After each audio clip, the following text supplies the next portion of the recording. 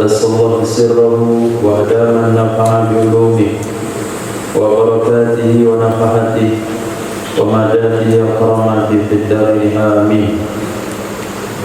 Selanjutnya kitab Jami' Shaghir, nomor hadis 8678, diriwayatkan oleh Imam Ibnu Sunni dari Sayyidina Jabir bin Abdullah radhiyallahu anhu, hadis hasan. Baginda Rasul sallallahu alaihi wasallam bersabda,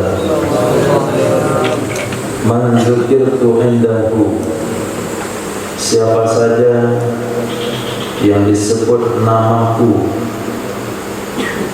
indahu, di dekatnya, falam yusalli alayya, lalu dia tidak membaca salawat ke atasku,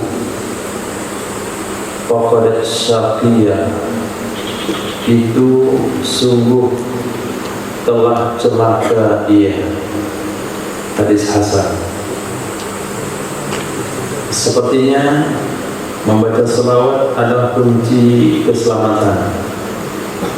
Wajib berselawat secara hukum naluri dan tasawuf ketika nama Nabi disebut, sehingga Nabi mengancam siapa saja yang namaku disebut di dekat dia tidak mau mengucapkan selawat, berarti dia orang celaka.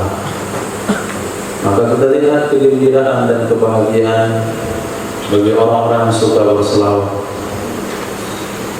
Maka kita lihat kebahagiaan, keceriaan dari orang-orang dari majelis selawat. Beda cara berpikir, beda penampilan, beda raut muka orang-orang anti selawat. Nah, kenapa?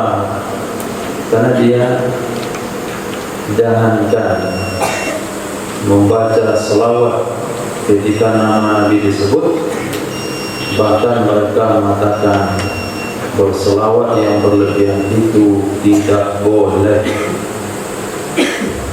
Berselawat berlebihan itu hukumnya haram. Selawat itu cukup Allahumma shalli ala Muhammad, menambah sayyidina pun haram. Nah, secara terus terang itu nama kelompok Wahabi Salafi. Melihat raut mukanya nggak ada raut orang ceria, raut orang pusing, orang stres. Nah, kenapa? Karena selawat adalah rahmat dari Allah Subhanahu wa Ta'ala. Satu selawat diucapkan, 10 rahmat dari Allah. Kasih sayang Allah inilah yang bisa menenangkan hati, menenangkan jiwa, menenangkan pemikiran, sehingga melihat orang lain itu dengan senang hati. Lihat menjadi selawat, maupun sholat kurang, sholat sunnah kadang-kadang nggak ada, tapi nampak pengaruh selawat tersebut. Maka nasib hadroh yang kita buat sekali setiap pengajian Rabu, sekali setiap pengajian Kamis, sekali dalam sebulan dengan maulidnya, ini bagian daripada merefresh pemikiran, menenangkan, menghadirkan jiwa baru. Maka diminta diikuti dengan senang hati. Kalau nggak hafal, anggap saya. Nah, kasihan vokalis tinggal berdua. Nah, sahib satu, tinggal satu. Yang punya bakat yang lain hadir menjadi vokalis. Sebelum setiap antum yang punya alat hadroh itu harus punya pewaris. Kalau nggak ada pewaris nggak boleh menyanyikan makan. Nah, misalnya pemain terbuka, kalau nggak ada pewarisnya haram. Meninggalkan makan. Ketiga, itu yang bentuk besar itu bas. Nah, ada insya Allah.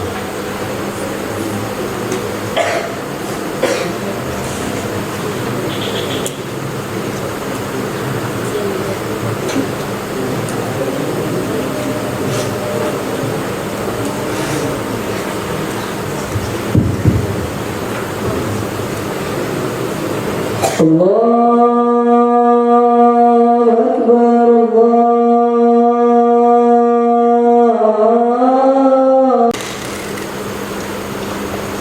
Bismillah, alhamdulillah, wa sallallahu ala sayyidina maulana Muhammad wa ala alihi wa sahbihi ajma'in.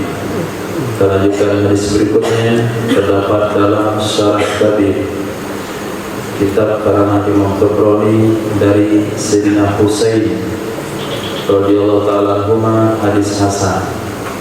Baginda Nabi sallallahu alaihi wasallam bersabda, "Man dzukirtu indahu," siapa saja yang disebut akan namaku indahu, di dekatnya, fa khati'as salata alayya, lalu dia terlambat berselawat kepadaku, fa khati'a, lalu dia terlambat. Khati'a juga ada artinya tersalah. As-salata alayya, akan berselawat kepadaku. Khati'a tariqal jannah, itu tersalah dia seseorang akan menempuh jalan surga. Nah, hadis hasan. Khati'ah maksudnya tersalah. Tersalah dalam artian lupa. Menurut penafsiran Imam Abdul Rauf, tersalah artinya lupa. Orang yang namaku disebut di depannya, terdengar oleh telinganya, tapi dia lupa mengucapkan selawat, maka dia akan tersalah menempuh jalan ke surga. Akhirnya dia tertempuh jalan menuju neraka. Nah, man dzukirtu indahu, hadis ini dalam Sunan At-Tirmizi, kedudukannya sahih. Siapa saja yang disebut namaku indahu, di dekatnya, fayusalli alayya, maka hendaklah dia berselawat ke atasku. Maka hendaklah dia berselawat ke atasku. Fa'innahu, maka sesungguhnya, man shalla alayya, siapa saja yang berselawat ia kepadaku, marratan, satu kali, sallallahu alaihi asyra, itu berselawat oleh Allah, artinya menurunkan rahmat oleh Allah kepadanya, asyra, 10 rahmat. Dalam hadis yang kita baca beberapa hari yang lalu dalam Sunan Abu Daud, siapa saja yang mendapatkan 1 rahmat Allah, maka dia sudah layak masuk surga. 1 rahmat Allah sudah bisa masuk surga. Dengan berselawat dia dapat 10 rahmat Allah. Kalau dia berselawat 10, dia dapat 100. Kalau berselawat rutin sehari 100, maka dia mendapatkan 1000 rahmat. Kita yakin orang tersebut tidak akan pernah menyasar menuju jalan surga, karena setiap hari dia mendapatkan 1000 bimbingan rahmat dari Allah Subhanahu wa ta'ala. Allahumma salli wa sallim wa barik ala sayyidina Muhammad. Hadis berikutnya, Nabi SAW bersabda, man, lamnya bagaimana? Lamnya pendek. Sallallahu alaihi wasallam, bukan wasallam. Wasallam. Man zahaba basaruhu, siapa saja yang hilang penglihatannya, siapa saja yang hilang penglihatannya, di dunia ini, apakah lahir dalam keadaan buta atau buta setelah lahir. Ja'alallahu lahu, itu menjadikan oleh Allah Subhanahu wa ta'ala lahu, baginya orang tersebut, nuran, akan cahaya, yaumal qiyamati, pada hari kiamat. In kana sholihan, jika ada dia itu orang soleh. Jadi balasan buta yang Allah berikan di dunia, Allah akan berikan cahaya yang membimbingnya di akhirat kelak, kalau dia orang buta yang soleh. Tapi kalau tidak soleh, maka buta tidak bisa menyelamatkan. Hadis hasan terdapat dalam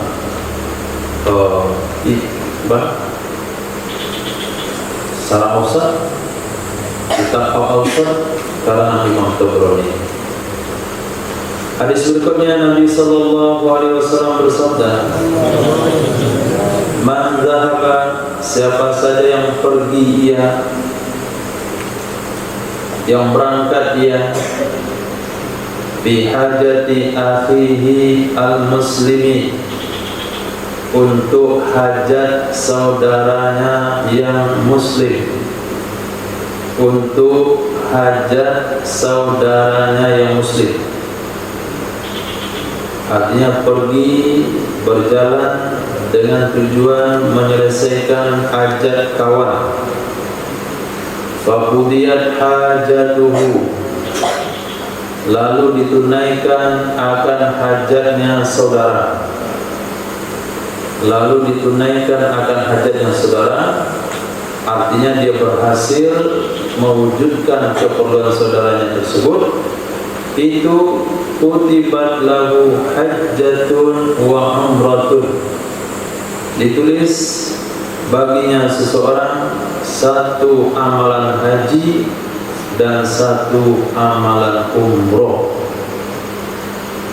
Wa illam tuqta, jika tidak ditunaikan akan dia hajat, niscaya kutibat lahu umratun, ditulis baginya seseorang akan satu amalan umroh.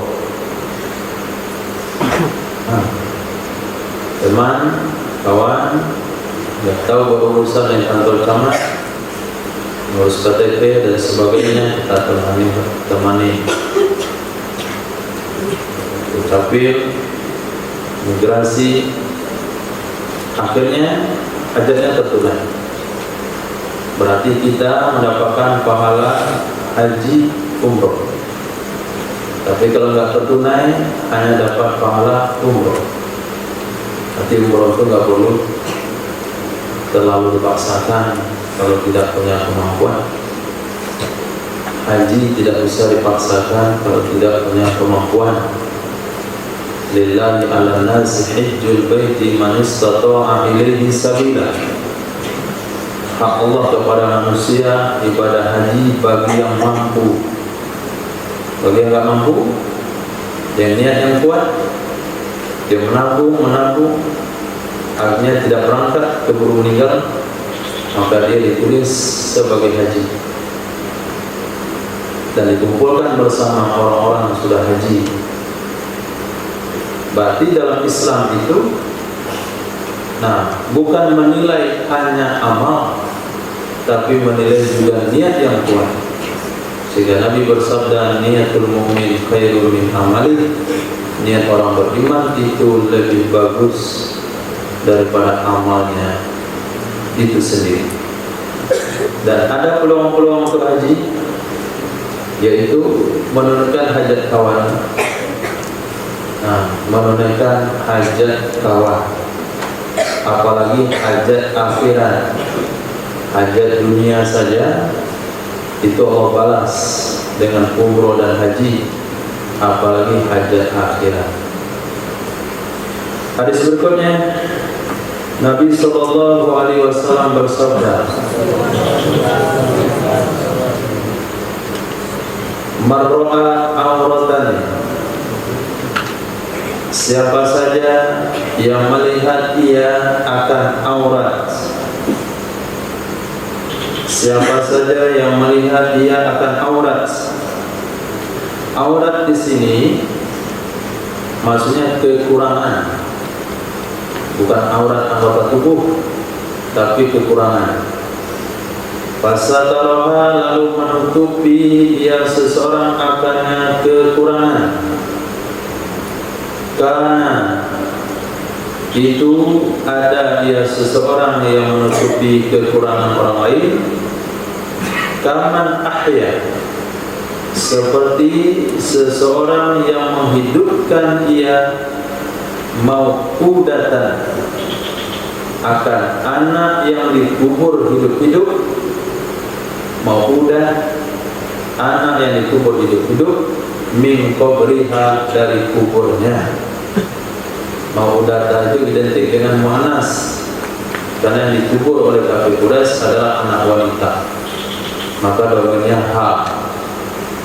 Masuk menghidupkan di sini bukan dia ditaruh kembali, tapi ditafsirkan oleh ulama, maksudnya dia berhasil menghalang seorang bapak untuk membunuh anak perempuannya yang masih kecil.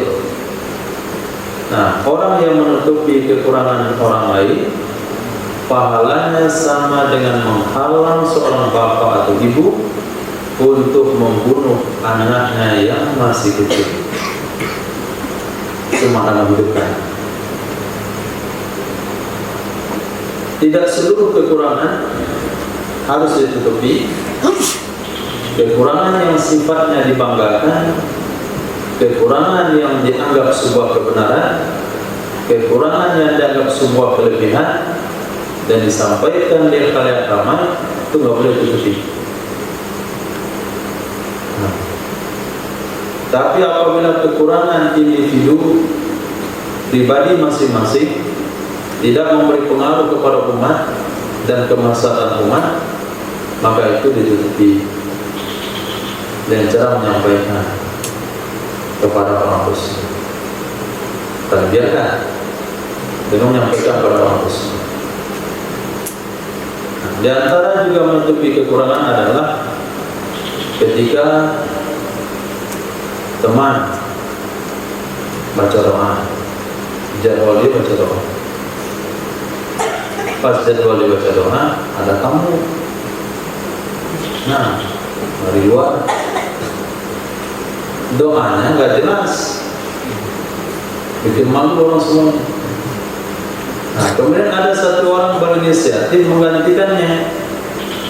Itu maknanya sataruk. Nah, itu makna menutupi.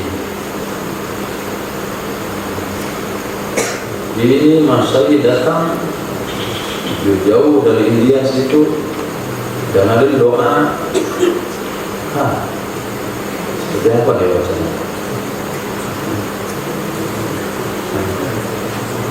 Akhirnya yang lain melukkan kepala. Masya Allah. Kasafa auratahu. Nah, tapi ketika ada satu orang, harusnya ada orang-orang bijak seperti itu.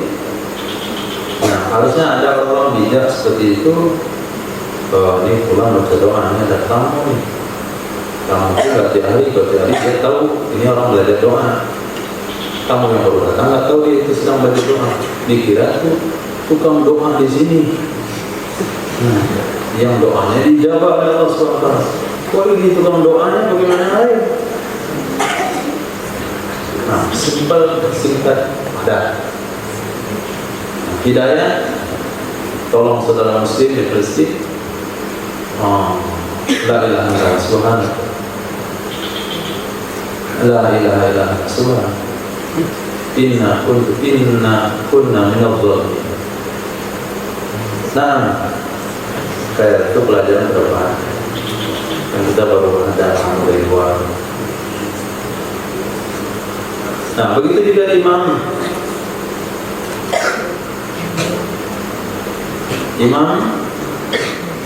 tampil imam, Masya Allah, di mana?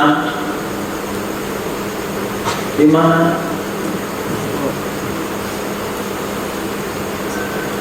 Allah, kampung saya malu. Kemarin nggak tahu di mana, pokoknya mana. Imam tetapnya sedang berhalangan. Dilantiklah imam pengganti untuk sholat Jumat. Rakaat kedua dibaca Allahu Qul huwallahu ahad, Allahu shammad.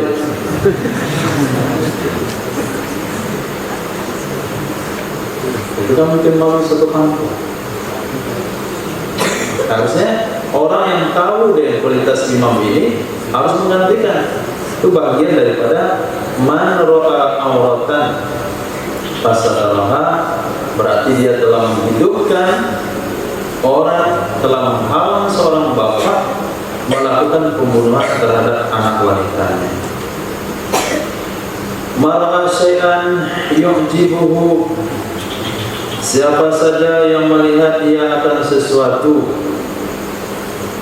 siapa saja yang melihat ia akan sesuatu yang mengagumi ia akannya sesuatu tersebut, faqala, lalu dia katakan, Masya Allah, la quwwata illa billah, niscaya la tadurrahul ainu, tidak memudaratkan akannya sesuatu tersebut oleh mata dengki.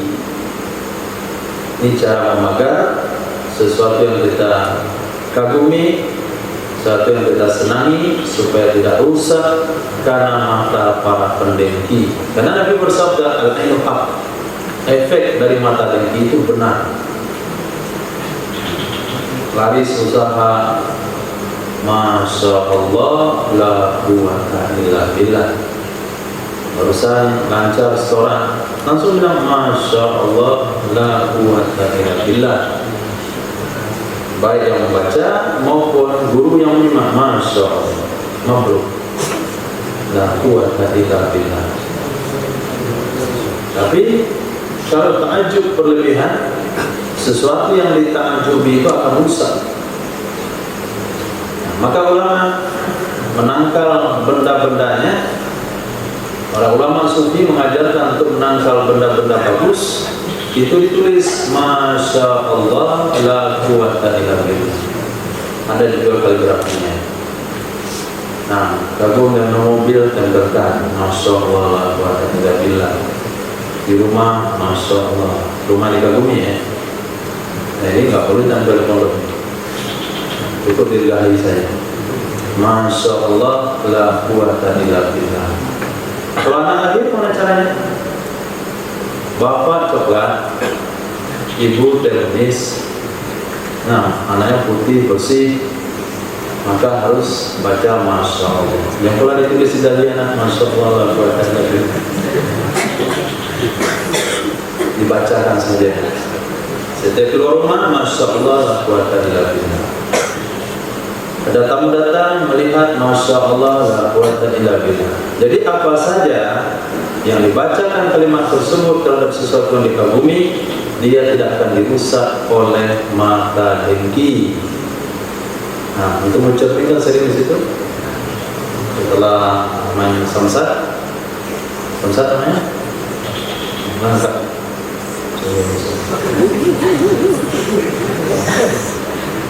Santum kagum, besar ototnya, Masya Allah, la quwwata illa billah. Kalau enggak nanti kena bisul.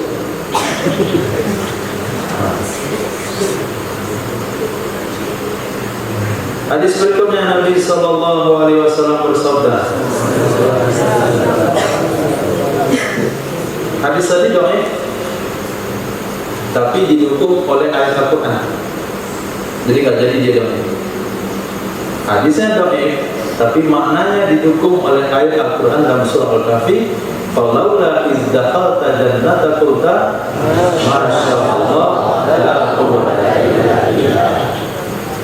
Jadi bukan asal dhaif, hadis dhaif ini dhaif. Memang hadisnya dhaif, tapi disokong oleh ayat. Jadi nggak jadi dhaif ya. Lafaznya dhaif, maknanya kuat. Nah, kalau bicara begitu agak sedikit karena kaum Wahabi nggak mengerti. Mar'a hayatan, siapa saja yang melihat dia akan ular. Siapa saja yang melihat dia akan ular. Falam yaqtulha, lalu dia tidak membunuh akan ular. Lalu dia tidak membunuh akannya ular. Kenapa dia tidak bunuh? Makhafata tolabiha, karena khawatir dituntut oleh ular tersebut. Falaysa minna, maka tidaklah orang tersebut golongan kami. Hadis hasan. Yang melihat ular punya kesempatan membunuh, lalu dia tidak membunuh karena takut. Ini kan di hutan ini, nah ular jadi-jadian kan, dicari malam. Berarti dia bukan golongan kami. Nah, bukan golongan kami. Nah, yang tidak membunuh bukan golongan kami. Bagaimana kira-kira dengan orang Muslim yang pelihara ular? Itu bukan golongan kami, itu penantang kami. Kami suruh bunuh, dia pelihara. Maka nggak boleh melihara ular. Kalau sekiranya negara-negara Islam tidak boleh, negara Islam membuat kebun binatang yang ada ular di dalamnya. Karena menantang Nabi. Nabi suruh bunuh, kamu kasih makan. Nabi suruh bunuh, kamu kasih dicek ular. Ularnya apa hobinya, apa makanannya, apa makannya. Sampai dipelajari begitu. Siapa namanya, mana asal usul. Ini adalah ular kita, berasal dari pulau hutan Kalimantan. Panjangnya sekian, usianya sekian, kawinnya usia sekian, makanannya itu, jam sekian, kelembapannya, macam-macam dia buat. Nabi suruh, kamu pelihara. Yang nampak tidak membunuh saja bukan golongan kami, apalagi yang memeliharanya. Hadis hasan bukan hadis dhaif, berarti boleh jadi dasar hukum. Maka ketemu ular menasih bunuh, tapi jangan usah teriak-teriak. Itu laki-laki bunuh ular teriak-teriak. Laki-laki bunuh ular diam-diam saja. Saya tangan ekornya, putar, hampasan, ke lantai, selesai. Kalau panjang ularnya ya, kependek jangan. Kependek belum berpegang atau dari gigi.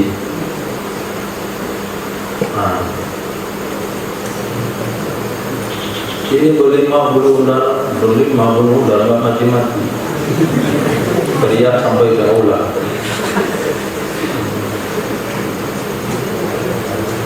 Hadis berikutnya Nabi SAW bersabda, Man ra'a mubtalan, siapa saja yang melihat dia akan orang yang diberi cobaan. Siapa saja yang melihat dia akan orang yang diberi cobaan.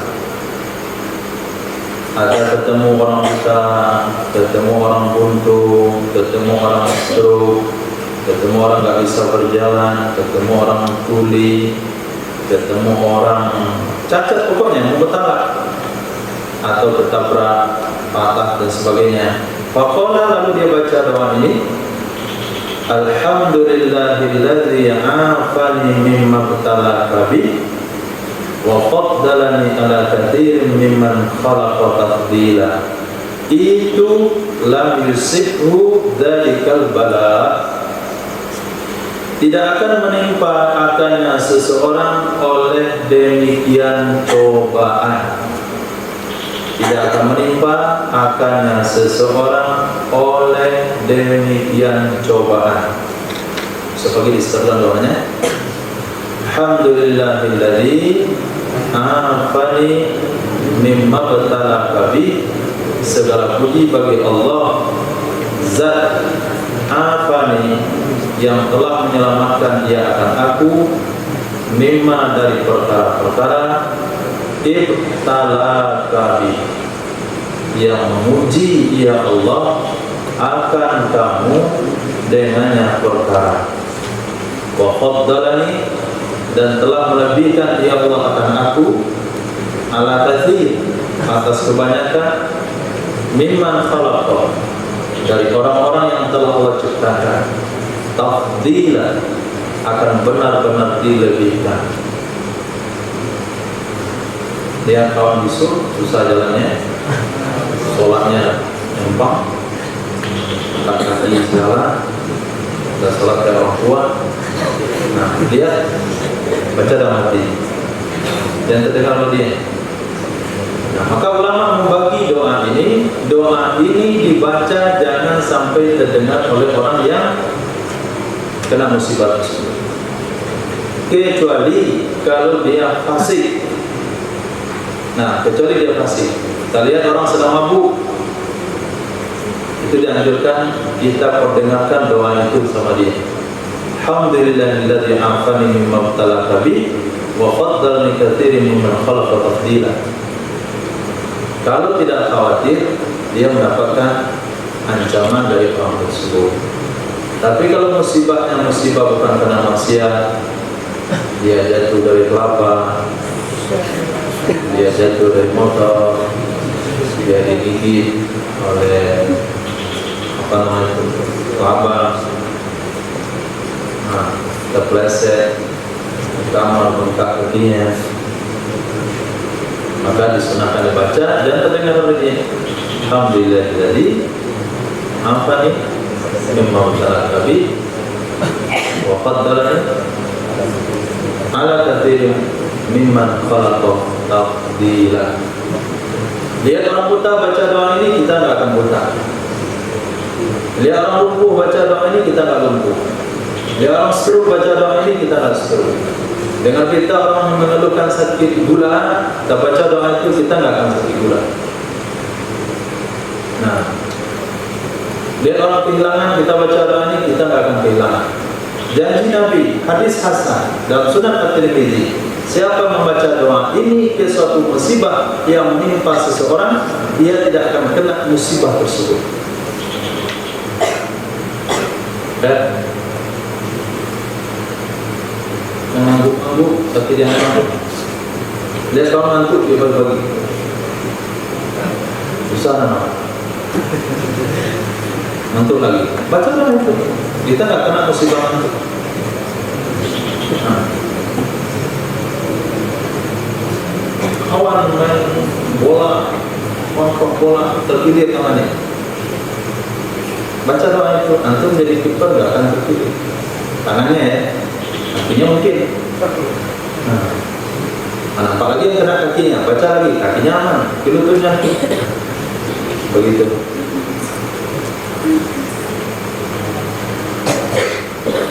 Itu resep yang diajarkan oleh baginda Nabi SAW. Jadi setiap ada musibah yang kita lihat dari orang lain, kita mendapatkan peluang untuk selamat. Yang kedua, mendapatkan peluang untuk menunjukkan sebuah sunnah. Mara'a minkum munkaran falyughayyirhu biyadihi. Ini hadis masyhur. Siapa saja yang melihat dari kalian akan perkara mungkar, maka hendaklah dia merubah akannya dengan tangannya. Fa'ilam yastati', maka jika dia tidak mampu, fabilisani, maka dengan lidahnya. Fa'ilam yastati', maka jika dia tidak mampu juga, fabiqalbihi, maka dengan hatinya. Wa dzalika adhaful iman. Bermula demikian, mencegah kemungkaran dengan hati, maksudnya membenci, adalah selemah-lemah iman. Artinya, kalau dalam hati kita masih ada kecenderungan kepada perkara mungkar, kita tidak beriman. Karena standar lemahnya, standar iman lemah itu benci kemungkaran. Kalau dia senang, berarti dia tidak beriman. Standar iman yang kuat, mampu dia robah dengan tangannya. Standar menengah, dinasehati dengan lidahnya. Tapi kalau suka, nah kalau suka dengan kemungkaran, berarti dia yang paling lemah pun nggak ada. Maka harus belajar menata hati supaya membenci perkara munkar. Membenci itu dipelajari. Kenapa? Karena kita hidup dulunya bukan di keluarga yang total Islamnya. Kita hidup dulunya bukan di masyarakat yang total Islamnya. Karena di antara adat kebiasaan kita, kampung dan lingkungan itu mentradisikan maksiat, otomatis senang dengan maksiat. Maka perlu belajar untuk membenci. Sebagaimana harus belajar untuk mencintai, membenci juga harus mempelajari, harus dipelajari. Mar'ani fil manam, siapa saja yang melihat dia akan aku dalam tidur. Siapa saja yang melihat dia akan aku dalam tidur, faqad ra'ani, maka sungguh ia telah melihat aku. Fa inna syaitana, maka sesungguhnya syaitan la yatamassalu bi, tidak bisa menyerupakan diri ia dengan aku. Hadis sahih riwayat Imam Bukhari, Imam Tirmizi, Imam Ahmad bin Hanbal. Ra'ani fil manam. Tadi pagi kita baca juga hadis yang sama, ru'yatun Nabi dalam Sunan Abi Dawud, mar'ani fil manam faqad ra'ani fil yaqadha. Orang yang melihat aku dalam tidur, maka dia akan melihat aku di ketika jaga. Penafsiran Imam Al-Mahfud, maksudnya pada hari kiamat. Orang yang bermimpi dengan Nabi di dunia, dia akan mendapatkan fasilitas bertemu khusus dengan Nabi nanti di akhirat. Orang yang tidak pernah bertemu dengan Nabi dalam mimpinya, maka dia akan melihat Nabi di akhirat dengan jarak yang sangat jauh. Rasul berkeluar. Nah, tapi yang pernah mimpi dengan Nabi, dia akan melihat Nabi dengan cara khusus. Itu sebagian ya Allah, penafsiran ulama. Sebagian lain menafsirkan betul-betul dia akan bertemu dengan Nabi ketika jaga. Nah, di sini kalau kita mimpi bertemu dengan kakek kita, itu belum pasti kakek. Kalau kita mimpi ketemu sama bapak, itu belum pasti bapak. Mimpi ketemu dengan Nabi Khidir, saya Nabi Khidir. Nah, itu Allahu a'lam. Apakah setiap Nabi memiliki kemampuan yang sama atau khusus untuk Nabi saja? Yang jelas di hadis di sini, kalau dalam mimpi kita melihat Rasul, berarti Rasul itu, berarti yang ditemu itu betul-betul Rasul, bukan syaitan. Nah, bagaimana caranya? Ketemu seseorang dalam tidur, dikatakan saya Rasulullah, itu satu. Atau orang mengatakan itu yang ada Rasul depan, itu dua. Atau tadi siapa itu? Itu Rasulullah. Jadi tidak akan pernah ada dalam cerita mimpi ada orang yang mengaku Rasul, digerakkan syaitan mengatakan itu Rasul dan sebagainya. Nah, kalau ketemu pastilah itu Rasul sallallahu alaihi wasallam.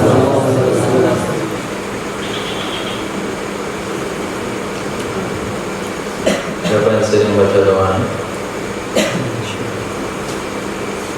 Sudah makbul belum? Mar'ani faqara al-haq, siapa saja yang melihat dia akan aku, itu maka sungguh telah melihat dia akan kebenaran. Mar'ani, siapa saja melihat dia akan aku, maksudnya memimpikan aku, maka sungguh telah melihat dia akan yang benar, itu benar aku. Fa inna syaitana la yatazayya bi, sesungguhnya syaitan itu tidak menyerupai dia dengan aku. Hadis sahih riwayat Imam Bukhari Muslim dari Sayyidina Abi Qatadah radhiyallahu anhu. Hadis berikutnya Nabi sallallahu alaihi wasallam bersabda, "Marrani fil manam," siapa saja melihat dia akan aku dalam tidur, siapa saja yang melihat dia akan aku dalam tidur, fasayarani fil yaqadh, maka selagi ia akan melihat aku di saat jaga. Wala yatamassalu syaitanu bi, tidak mampu menyerupai oleh syaitan dengan aku. Hadis Bukhari Muslim, Sunan Abi Daud dari Sayyidina Abi Hurairah radhiyallahu anhu. Bagian doa usaha yang dianjurkan adalah berdoa dan berusaha untuk bertemu dengan Nabi di dalam tidur. Nah, di antara para ulama ada yang mengajarkan untuk selalu membaca akhir surah Taubah, laqad ja'akum rasulun min anfusikum azizun 'alaihi ma anittum harisun 'alaikum bil mu'minina rahufur rahim. Fa in tawallaw fa hasbiyallahu la ilaha illa hu alaihi tawakkaltu wa huwa rabbul 'arsyil 'azim. 41 kali setiap hari. Nah, hadis berikutnya Nabi sallallahu alaihi wasallam bersabda, "Man ra'aitumuhu," siapa saja yang kalian lihat, siapa saja yang kalian ketahui, akannya yazkuru, menyebut ia seseorang, akan Sayyidina Abu Bakar, akan Sayyidina Umar, bisu'in, dengan perkara yang tidak baik, seperti perkataan Syiah terhadap Sayyidina Abu Bakar dan Sayyidina Umar, fa inna yuridul Islam, maka hanya saja bertujuan ia orang tersebut menyerang Islam, bukan menyerang Sayyidina Abu Bakar sebetulnya, bukan menyerang Sayyidina Umar, tapi tujuan dia adalah merusak Islam. Berarti itu ciri-cirinya. Orang yang menjelek-jelekkan Sayyidina Abu Bakar, orang yang menjelek-jelekkan Sayyidina Umar, berarti dia perusak agama. Marrabah, siapa saja yang berjaga-jaga ia di perbatasan negeri, Rabata, berjaga-jaga di perbatasan negeri Islam dengan non-muslim, fuwaqana qatin, selama memeras susu unta, fuwaqa, selama memeras susu unta, haramahullahu ala nar, itu mengharamkan akannya orang tersebut oleh Allah Subhanahu wa ta'ala atas api neraka.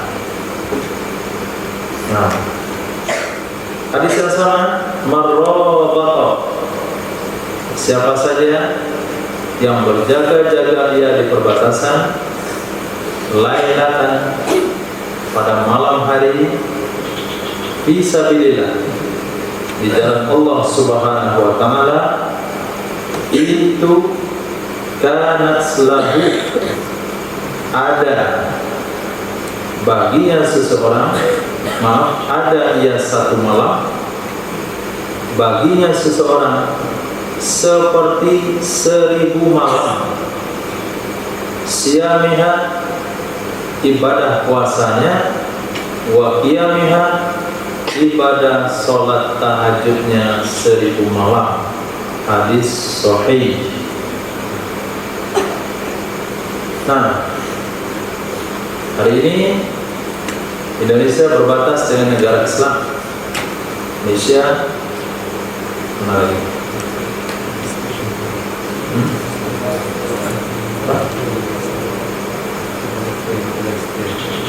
Timor Leste.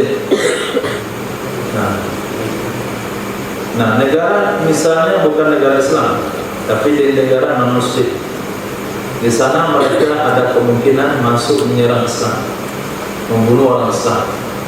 Lalu beberapa orang tentara atau penjahit atau siapa saja yang punya kemampuan berjaga-jaga semalaman supaya musuh tidak masuk ke dalam negara Islam.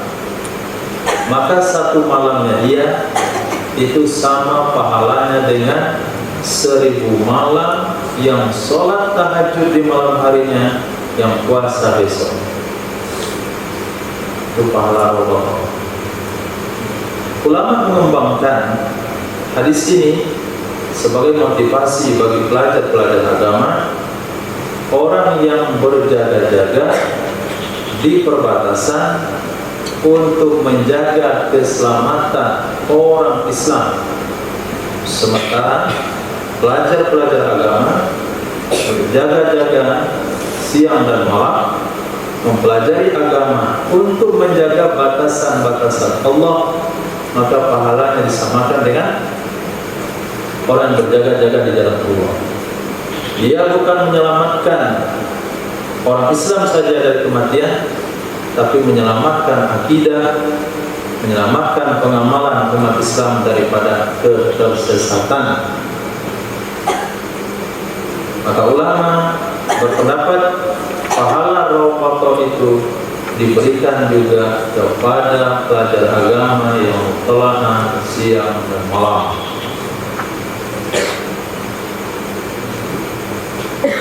Rajin telah. Saya sunnah Nabi Daud, kita cari sunnah yang lain lagi.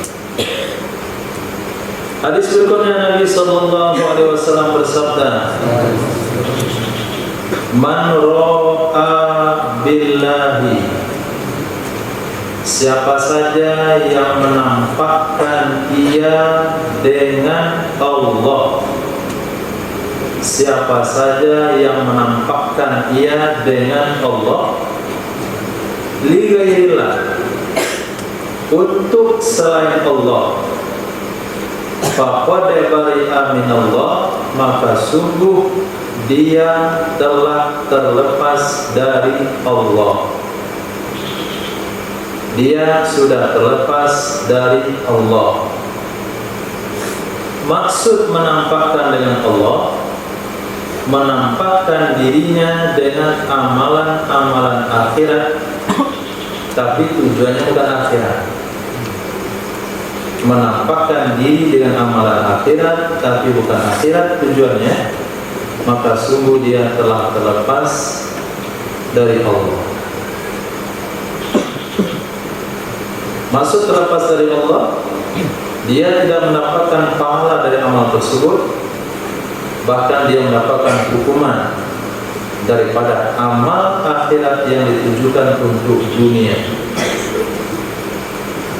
Yang jelas-jelas saja itu para caleg yang tiba-tiba pergi sholat jamaah, pergi pakai baju koko, lalu menampilkan penampilan agamis. Nah, tujuannya bukan lillah, tapi supaya kampanye dan zahir. Yang tersembunyi juga ada seseorang yang berniat belajar agama, memakai kostum agama, memakai penampilan-penampilan agama, tapi bukan dia cari agama. Dia tidak mencari ridha Allah. Yang dia cari adalah dunia. Nah, yang dia cari adalah duniawi dengan penampilan agamanya. Maka orang tersebut tidak mendapatkan pahala, bahkan mendapatkan hukuman dari Allah Subhanahu wa taala. Berarti hadis ini berbicara perihal riya.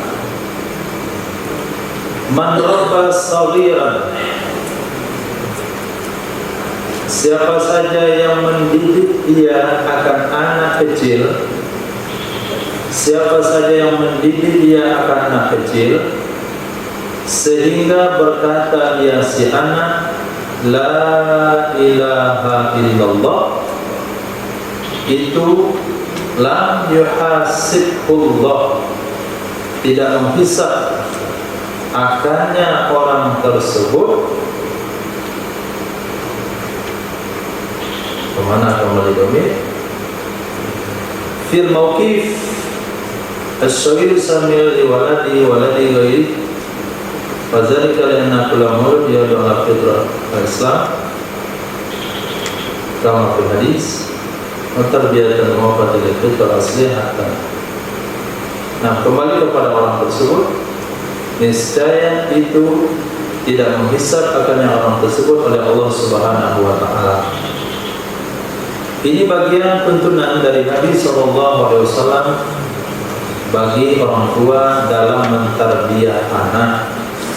Usahakan sebelum anak pandai memanggil bapak, manggil mama, panggil kakek, nenek, makan, minum, sebelum pandai ngomong yang baik, maka pertama kali yang diajarkan adalah la ilaha illallah.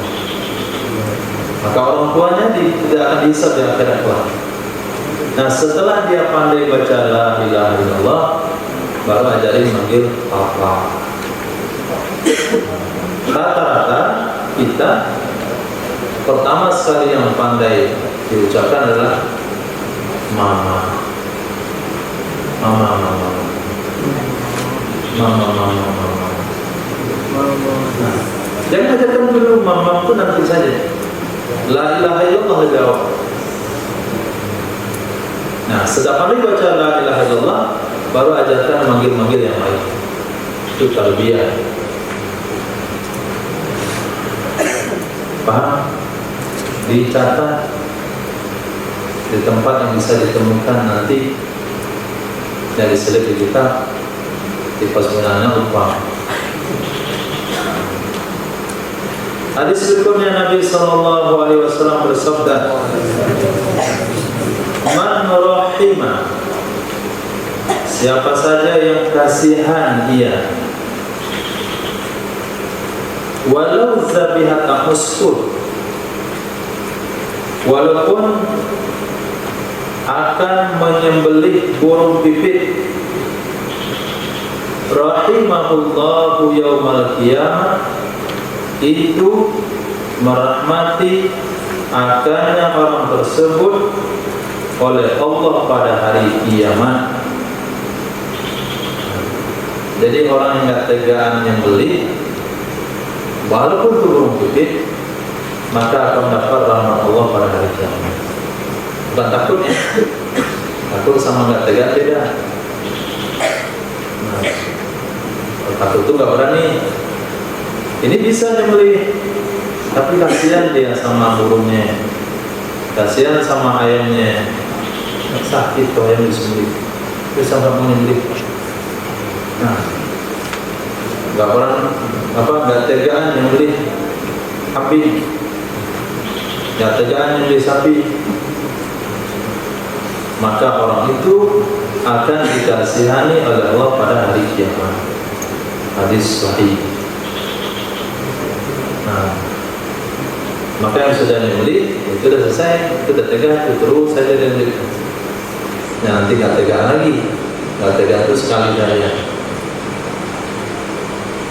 Nah, marada an irdi akhihi, siapa saja yang menolak ia, yang membela ia dari harga diri saudaranya, raddallahu, itu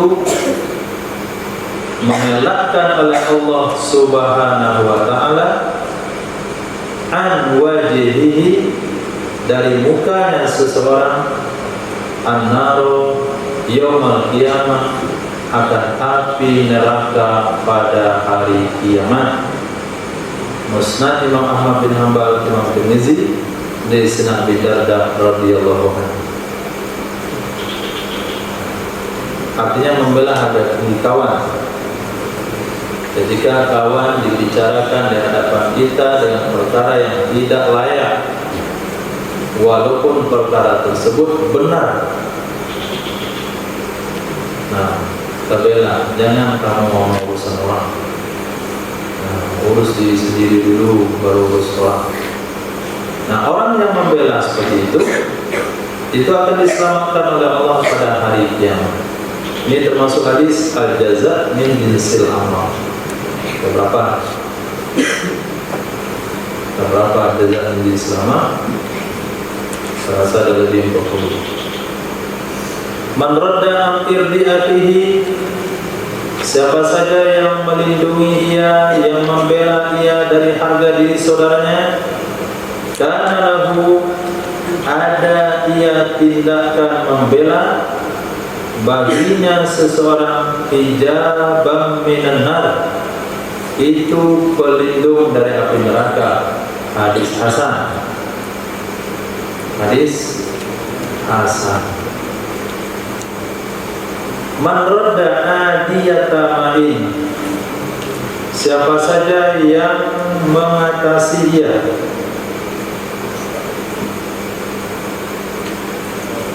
siapa saja yang mengatasi dia, adiyata ma'in, akan yang melewati batas dari air, au adiyata narin, yang melewati batas dari api, falahu ajru syahid, maka baginya seseorang itu pahala orang mati syahid. Berarti pemadam kebakaran, nah, itu menolak api yang melewati batas, bukan ditunggu saja menyala, sudah sampai ke kasur membakar rumah. Ketiga, tim penyelamat dari banjir. Nah, kalau dia meninggal dunia, dia pahala syahid. Kalau tidak meninggal pun, usaha yang dia lakukan itu sama dengan pahala orang mati syahid. Jadi tim pemadam kebakaran itu banyak pahala syahidnya dia.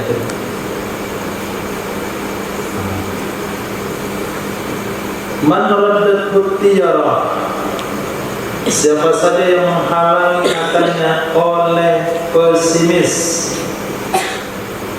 siapa saja yang menghalangi akannya oleh pesimis, an hajatihi, dari hajatnya, faqad asyrak, maka sungguh dia telah syirik.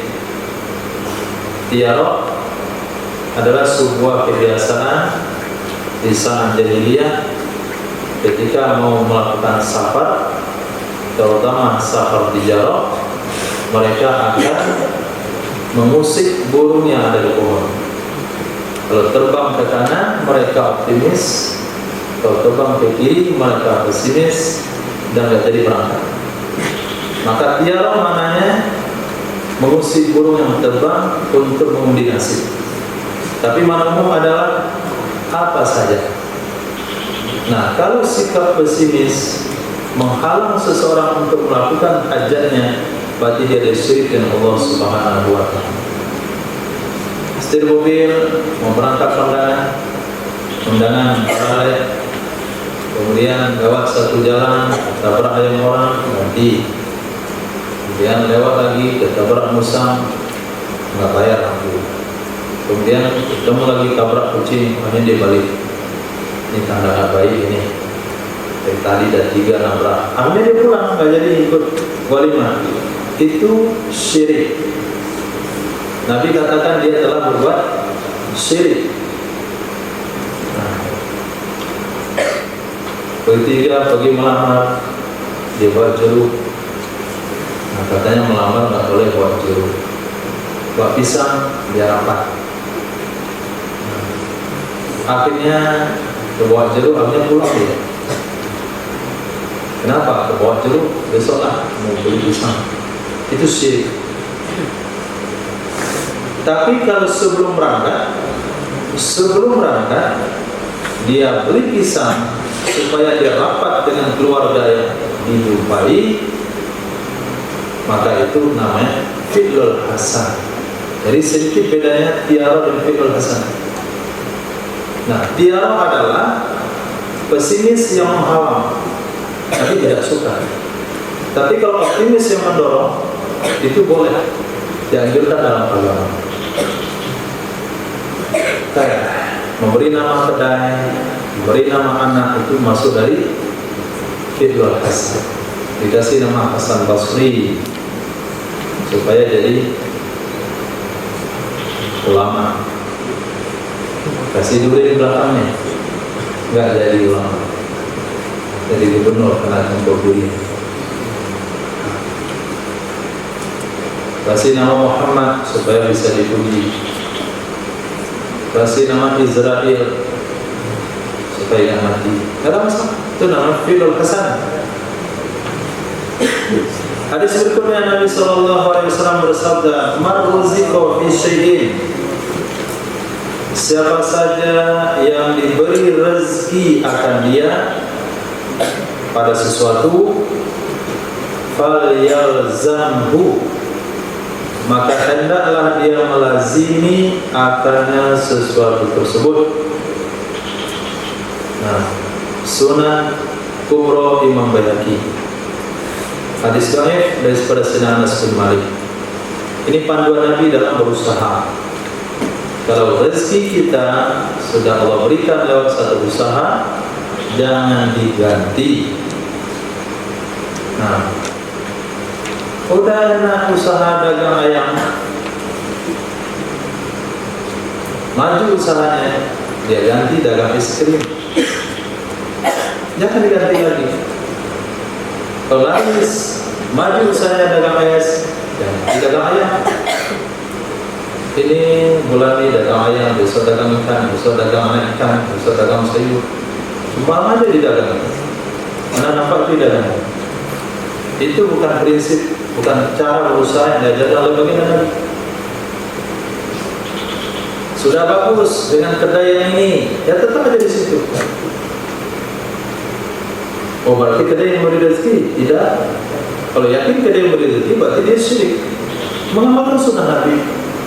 Nabi katakan orang sudah diberi rezeki dalam satu hal, hendaklah dia melazimi hal tersebut. Jangan diganti-ganti dengan yang lain, walaupun melihat orang lain berhasil di usaha itu. Maruzikotukon, siapa saja yang telah diberi rezeki dengan ketakwaan. Siapa saja yang telah diberi rezeki dengan takwa, mudah untuk sholat, mudah untuk berjamaah, mudah menghafal Quran, betah dengan menghafal, senang dengan ilmu, terbiasa dengan sholat malam. Faqad ruziqa khairat dunya wal akhirah, maka sungguh dia telah diberi rezeki dengan kebaikan dunia akhirat. Itu sudah rezeki yang paling besar. Sudah meraih rezeki untuk kebaikan dunia akhirat. Jadi nggak usah ragu, terus saja belajar sampai nggak ada lagi yang perlu belajar. Nah, nanti bagaimana kawin? Siapa yang bisa dilamar? Mana baralainya? Kasih mahar apa? Surat tenda di mana? Catering di mana? Hadisnya jelas. Berarti kamu, kata Nabi, yang sudah diberikan kemudahan dalam hal-hal agama, berarti diberikan rezeki untuk takwa, maka dia akan mendapatkan kebaikan dunia akhirat. Sabar terus sampai bukan dia melamar, dia dilamar. Nah, mau kawin anak saya kan guru pondok, nggak ada gaji besar. Kalau soal ini nggak usah urus, itu bapak ada cukup. Bisa lah. Nah, karena yang sudah punya jenggot itu dia berpikir sedang belajar itu aneh-aneh pikir. Apa yang dipikirkan? Lagi bahas pernikahan. At-tayyibah, it-tayyib. At-tayyibun, it-tayyibah. Enggak akan ketukar. Nah, tidak akan ketukar. Hadis berikutnya, Nabi sallallahu alaihi wasallam bersabda, tahu aja Nabi, siapapun sesat. Man razaqahullahu, siapa saja yang memberi rezeki akannya oleh Allah, imra'atan solihatan, akan istri yang solihah, faqad a'anahu, maka sungguh telah menolong, telah membantu ya Allah subhanahu wa ta'ala akannya seseorang ala syatrihi, atas setengah agamanya. Jadi setengah agamanya sudah ditolong oleh Allah. Falyattaqillaha, maka hendaklah dia bertakwa kepada Allah, fisitri al-baqi, fisatril baqi, pada setengah yang sisa. Nah, itu fadilah istri solehah. Separuh agama, riwayat yang lain separuh iman sudah terselamatkan, tinggal separuhnya lagi dengan amal ibadah. Kalau dapat istri nggak solehah, maka 100% itu dengan ibadah. Kalau dapat istri solehah, separuhnya dengan istri, separuhnya dengan ibadah. Nah, ini perlu disyarat, nggak baik-baik. Apa ciri-ciri istri solehah? Nah, bisa bercadar. Jangan kira bercadar itu langsung solehah. Bisa saja di balik cadar itu ada mata elang. Ayo gini dia. Antum nggak lihat? Oh, abang Makari. Itu nggak solehah. Kayak solehah seperti yang dikatakan dalam Al-Quran, as-solihatu qanitatun hafizatun lil ghaib, taat dan bisa jaga harga diri. Bukan perempuan yang memajang dirinya di media sosial, bukan perempuan yang berani menyapa laki-laki. Lo bang, kenalan, itu langsung buang handphone antum sekalian. Handphone-nya dibuang, penomornya saja. Gak ada wanita solehah yang menawarkan diri, yang panggil laki-laki halo-halo, itu gak ada. Walaupun dia full, gak ada satupun yang nampak di tubuhnya. Itu yang tadi ro'a billahi lillah. Itu jangan-jangan hanya perangkap untuk menangkap antum. Ciri-cirinya taat kepada Allah Subhanahu wa ta'ala. Dia bisa menjaga amal ibadahnya dan bisa menjaga diri. Tidak pernah terima tamu laki-laki ketika suaminya tidak di rumah. Tidak pernah berjabat tangan dengan siapapun daripada laki-laki yang bukan mahram. Tidak ikut gerombolan itu. Apalagi kalau sampai dia pemain voli misalnya.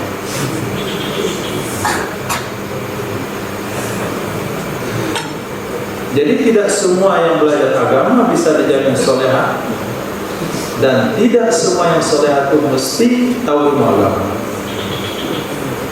Banyak di antara orang-orang yang ilmu agamanya tidak seberapa, tapi dia tidak mau dengan perkara-perkara yang tidak jelas. Kemana-mana dengan bapaknya, kemana-mana dengan ibunya. Itu ciri-cirinya. Tetap di rumah, nggak pernah keluar sendiri kecuali sama bapak atau ibunya. Kalau ketemu di pasar misalnya, itu enggak itu. Kemarin ketemu pasar, kemudian ketemu lagi sih, secara langsung lagi. Itu bukan solehah. Karena Allah katakan as-solihatu qanitatun hafizatun lil ghaib, dengan aturan Allah Subhanahu wa ta'ala. Yang lain nanti ditambah. Kamu lebih cari sekarang. Hadis berikutnya Nabi sallallahu alaihi wasallam bersabda, "Man radiya minallahi bil yasir." Siapa saja yang rela, siapa saja yang ridho dari Allah Subhanahu wa ta'ala dengan yang sedikit dari rezekinya, itu radhiyallahu minhu, ridho oleh Allah darinya seseorang, bil qalili minal amal, dengan yang sedikit dari amal ibadahnya. Maka mukhalafahnya, orang yang diberikan rezeki yang banyak, Allah tidak rela kecuali amal ibadahnya juga harus banyak. Orang yang rela dengan rezeki yang sedikit, Allah juga rela darinya amal sedikit. Maka jangan pernah memandang rendah masyarakat kita di kampung-kampung yang mereka sibuk bekerja, akhirnya nggak sempat sholat sunnah, nggak sempat sholat jamaah, hanya sholat wajib saja, dicukur di pematang sawah, di kebun sawit dan sebagainya. Kadang-kadang selesai sholat langsung doa, selesai doa langsung ganti baju, mencampur lagi. Nah, kalau kesulitan hidup yang membuat dia seperti itu, Allah juga rela menerima amal sedikit dari orang-orang tersebut. Tapi kalau dia penuh dengan kelapangan, semua yang mau dimakan bisa dia makan. Nah, apa yang mau dibeli bisa dia beli. Maka Allah tidak rela kalau dari orang seperti itu hanya amalnya sedikit. Asik kama ahsanallahu ilaik, berbuat baiklah sebagaimana Allah berbuat baik kepada kamu. Man radiya anillah radhiyallahu ta'ala. Ini penafsiran hadis ini dengan hadis yang tadi. Siapa saja yang ridho kepada Allah, Allah ridho kepadanya. Rela diberi sakit, berarti Allah ridho kepadanya. Rela diberi musibah, berarti Allah rela kepadanya. Berarti untuk melihat posisi kita, apa kita diridhoi Allah atau tidak, tinggal kita lihat hati kita, apakah kita ridho dan Allah atau tidak. Mudah. Apakah kita termasuk daripada orang yang diridhoi Allah? Tinggal kita lihat hati kita ridho enggak dengan Allah. Nah, selesai dijemur pakaian, tiba-tiba jatuh kena hujan, diambil dicuci, innalillah. Tapi dia rela. Sakit rela, pak musibah rela, kasih rezeki sedikit rela. Kata dia, apa saja yang penting Allah senang. Seperti ungkapan baginda Nabi SAW ketika beliau pulang dari Taif, wahai Allah, saya pasrah, apakah kepada musuh yang akan menyakiti aku ataukah kawan yang akan menolongku, wala ubali, saya tidak peduli, yang penting engkau ridho. Nah, ini amalan hati. Amalan hati harus berusaha. Nggak bisa ridho itu langsung datang ridho. Nah, kadang-kadang ridho itu dipaksakan. Awal-awalnya harus paksakan. Sedang rela sudah. Rela. Walaupun belum rela tapi rela. Masih bicara rela. Nah, hati masih memberontak, bilang syariah. Terus diulang-ulang sehingga hati kita rela dengan keputusan Allah. Di saat hati kita tidak komplain dengan apapun atas keputusan Allah, ketahuilah kita sudah sampai pada maqam ridho. Hari ini kan enggak. Nah, lambat makan, siapa yang masak? Gara-gara antum tanpa makan, tanpa belajar, tanpa keluar, sudah enggak ridho.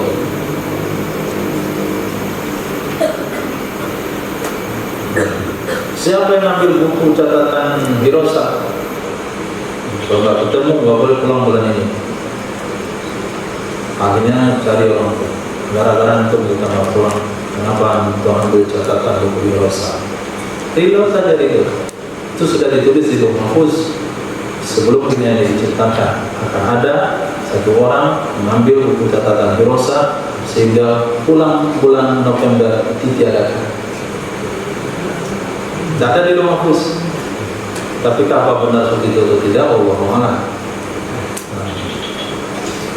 Yang jelas apa saja yang terjadi sudah ada di Lauh Mahfuz. Rela nggak rela dia terjadi juga.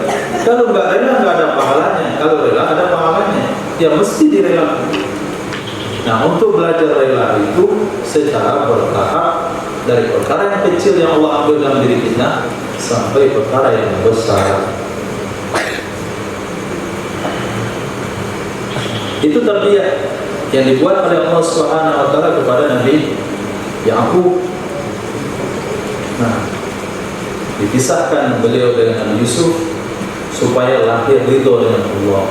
Setelah ridho dengan Allah, baru dikembalikan Nabi Yusuf kepada Nabi Yaqub. Terakhir, marrafa'a ra'sahu qabla al-iman. Siapa saja yang mengangkat akan kepalanya sebelum iman, awadana, atau meletakkan kepalanya sebelum iman, fala sholata lahu, maka tidak ada solat baginya. Fala sholata, maka tidak ada solat baginya. Ini di antara hadis-hadis yang mafhumnya bergantung kepada kalimat yang disembunyikan. Banyak ayat Al-Quran, lebih banyak lagi hadis Nabi yang mafhumnya tidak sempurna kecuali dengan ada kalimat yang disembunyikan. Menyembunyikan kalimat atau takdir dari kalimat tersebut khilafiyah di kalangan ulama.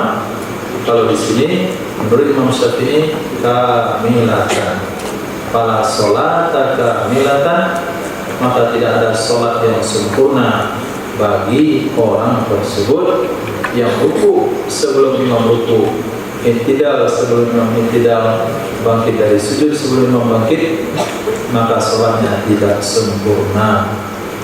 Wallahu a'lam bishawab, wa ilaihi marji'i wal ma'ab. Subhanallah wa bihamdihi, subhanallahumma wa bihamdika, asyhadu an la ilaha illa anta, astaghfiruka wa atubu ilaik. Subhanaka rabbil izzati amma yasifun, wa salamun alal mursalin, walhamdulillahi rabbil alamin. Persiapan sholat isya, iqamah jam 9 lebih 10. Bila saya cek, ada yang